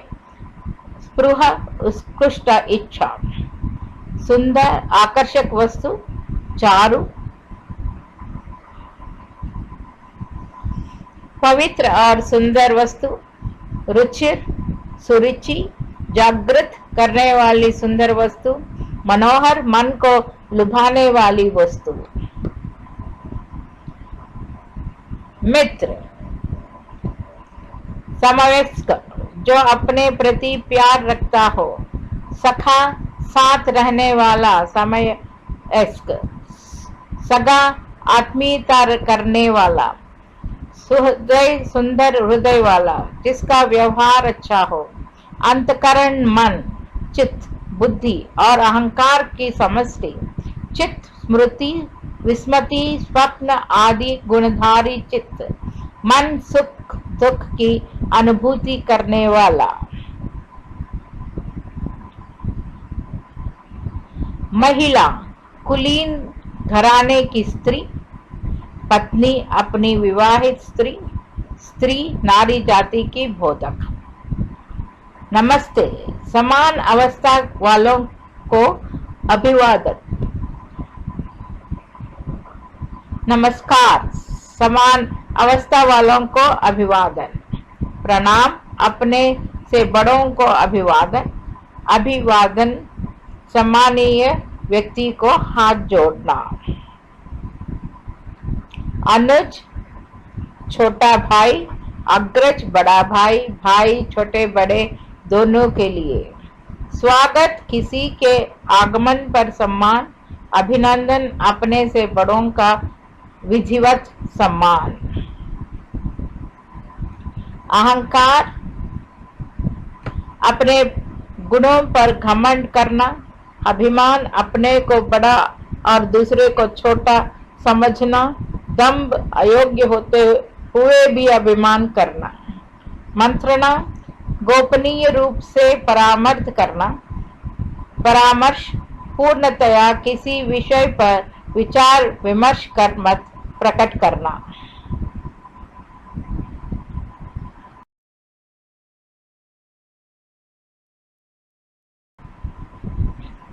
कुछ जड़ पदार्थों की विशेष ध्वनियां या क्रियाएं।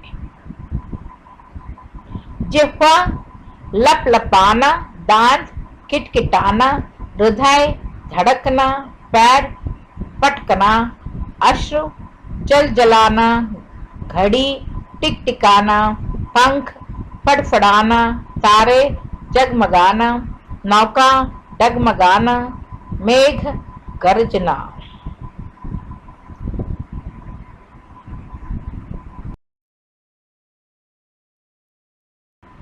कुछ सामान्य अशुद्धियां।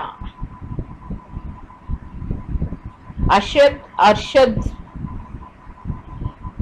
आगामी आगामी, लिखाई लिखाई, संसारिक सांसारिक, क्यों क्यों, त्योहार व्यवहार, बारात बारात, दुनिया दुनिया, तिथि तिथि, अतिथि अतिथि, नीति नीति, आशीर्वाद आशीर्वाद, निरीक्षण निरीक्षण।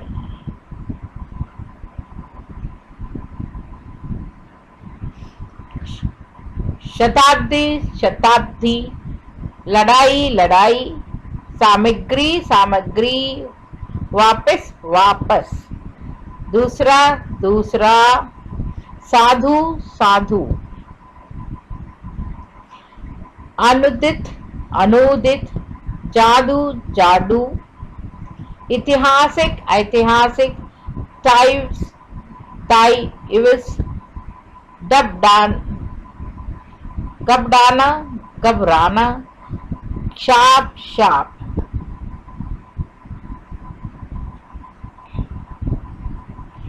वीणा बीना, वसंत वसंत, हंसिया हंसिया, गंवार गंवार, दुष्कर दुष्कर दुष्कर, मूल्यवान मूल्यवान, नवम नवम, छात्र छात्र, षष्टम षष्ठ, परंतु परंतु, दुर्दशा दुर्दशा, कवित्री कवियत्री, राजाभिषेक राजाभिषेक, प्यास प्यास, व्यक्तित्व व्यक्तित्व, मानसिक मानसिक, विशेष विशेष, शासन शासन।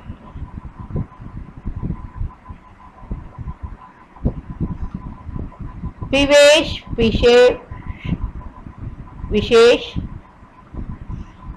शशन शासन, पियो पियो, हुए हुए, रामायण रामायण, चरण चरण, प्राण प्राण, मरण मरण, डेर डेर, झाड़ू झाड़ू, षष्ठी षष्ठी, निष्ठा निष्ठा, स्वस्थ स्वस्थ, पांडे पांडेय, महत्व महत्व, आह्लाद आह्लाद। साप्ताहिक साप्ताहिक, अलौकिक अलौकिक, अधीन अधीन, हस्तक्षेप हस्तक्षेप, उपन्यासिक औपन्यासिक, क्षत्रिय क्षत्रिय, कालिदास कालिदास, पूर्ति पूर्ति। गृहिणी गृहिणी, परिस्थिति परिस्थिति, बीमारी बीमारी, पत्नी पत्नी, स्थाई स्थाई, श्रीमती श्रीमती, प्रदर्शनी प्रदर्शनी, उत्तान उस्तान, रेणु रेणु, नुपुर नूपुर, ब्रज ब्रज, पृथक पृथक। सैनिक सैनिक, सेना सेना, वनस्पति वनस्पति, वन वन, अमावस्या अमावस्या, प्रसाद प्रसाद, अशोक अशोक, निस्वार्थ निस्वार्थ, श्रीमान श्रीमान, महान महान।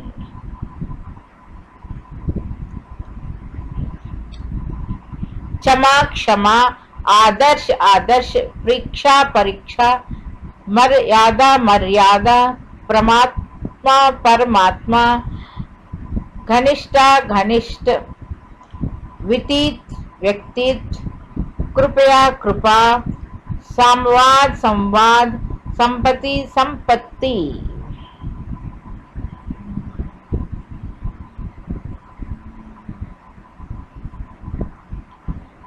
दुख दुख, मूलताई मूलतः, लिए लिए, साहस साहस, रणभूमि रणभूमि, रसायन रसायन, कल्याण कल्याण, पड़ता पड़ता। मेढक मेढक, श्रेष्ठ श्रेष्ठ, सृष्टि सृष्टि, इष्ट इष्ट, स्वतंत्र स्वतंत्रता, उपलक्ष्य उपलक्ष्य, उज्ज्वल उज्ज्वल, व्यक्त व्यक्त वयस्क।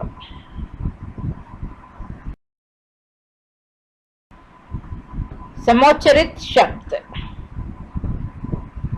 वस्तु चीज, वास्तु मकान, विजन सुनसान, व्यंजन पंखा, शंकर शिव, शंकर मिश्रित, ही हृदय, है घोड़ा, शरवान सर तालाब, शम संयम, सम बराबर, चक्रवाक चकवा, चक्रवात, बभंडर, शूरवीर, सूर अंधा।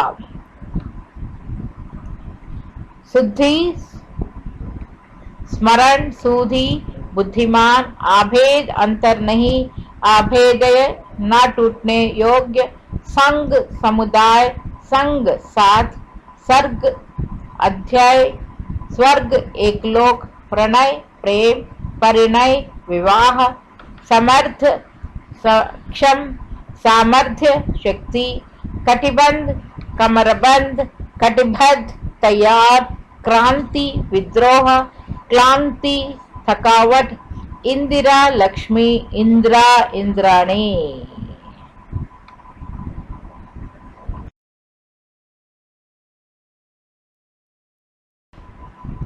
कविता, पानी की बचत।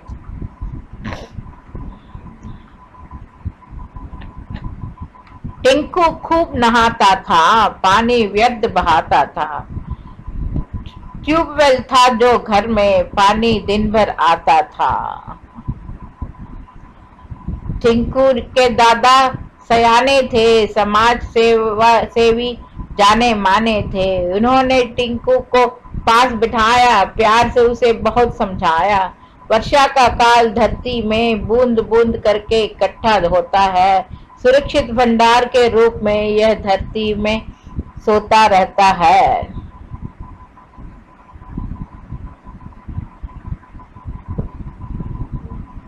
फिर हम ना केवल पीने के पानी को तरस जाएंगे, बल्कि अनाज ना पैदा होगा तो भूखे ही मर जाएंगे। बात टिक्कू की समझ में आ गई। दादाजी की सीख मन को भा गई। उसने कसम खाई कि अब वह न सिर्फ जल बचाएगा, बल्कि आज ही आ जाकर यह बात दोस्तों को समझाएगा। विज्ञान की उन्नति का सुखद फल हमने पाया। ट्यूबवेल के माध्यम से धरती का जल सतह पर आया, कई वर्षों में तैयार हुआ। यह जल भंडार नहीं है अनंत। यदि इसे हमने व्यर्थ बहाया, जल्दी ये हो जाएगा खत्म।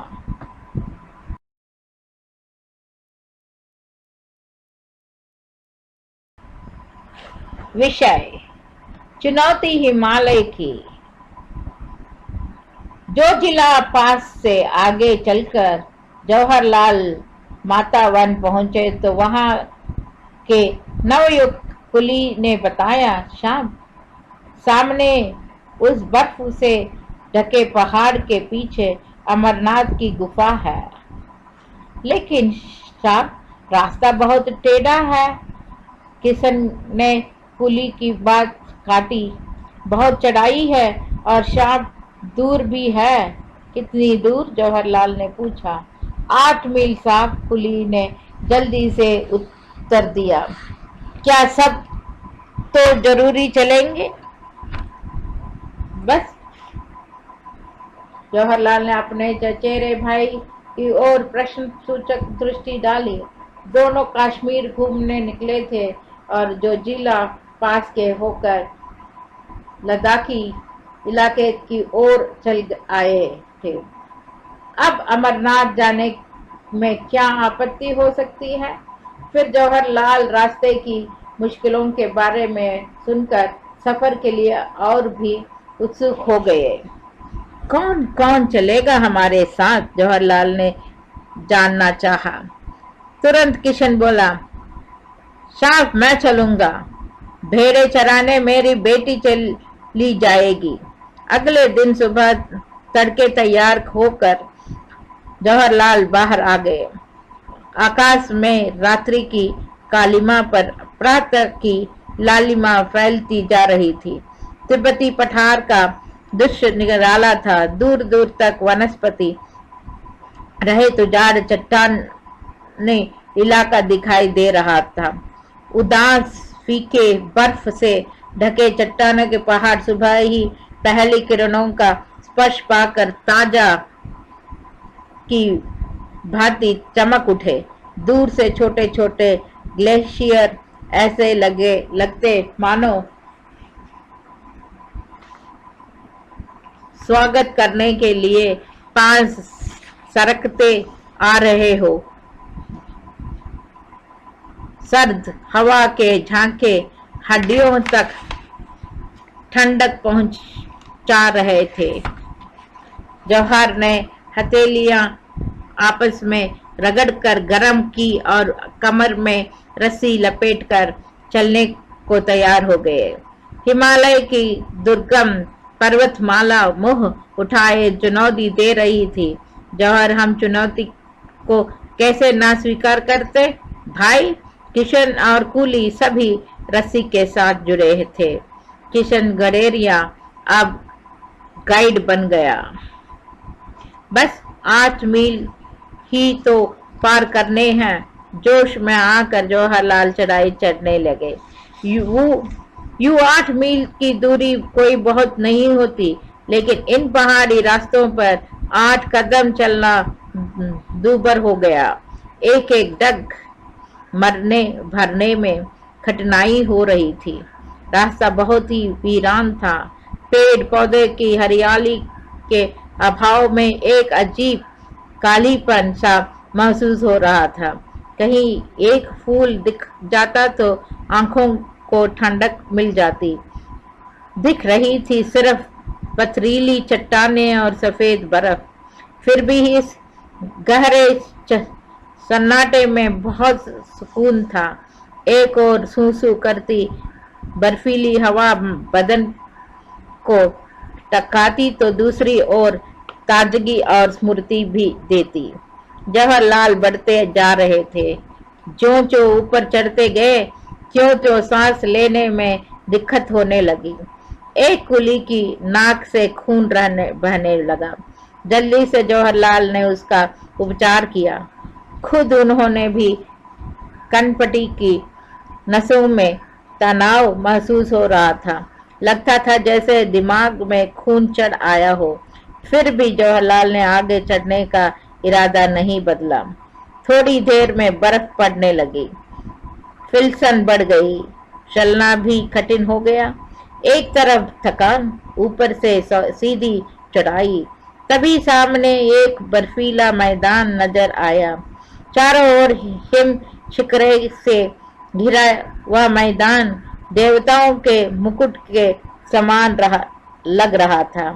प्रकृति की कैसी मनोहर छटा थी, आंखों और मन को तरोताजा कर गई। बस एक झलक दिखाकर बर्फ के धुंधले के में ओझल हो गई।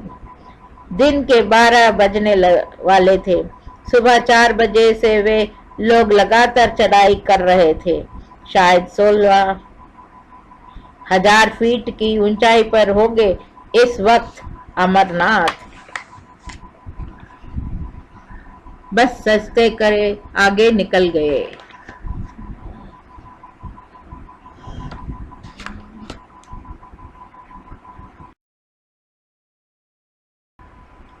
विज्ञान। क्या आप जानते हैं मनुष्य ऊँगता क्यों?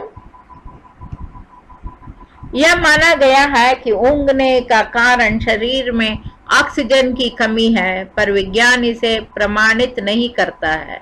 यह एक आदतन होने वाली क्रिया है जिसका संबंध हमारे खाना पीने और ऊर्जा के स्तर से भी जोड़ा गया है। वैज्ञानिक यह भी कहते हैं कि यह संक्रामक भी है, उस तरह नहीं जिस तरह बीमारियां होती हैं, पर किसी एक आदमी को ऊँगना देखकर दूसरा भी ऊँगने लगता है। यहाँ तक कि जानवर भी ऊँगते हैं।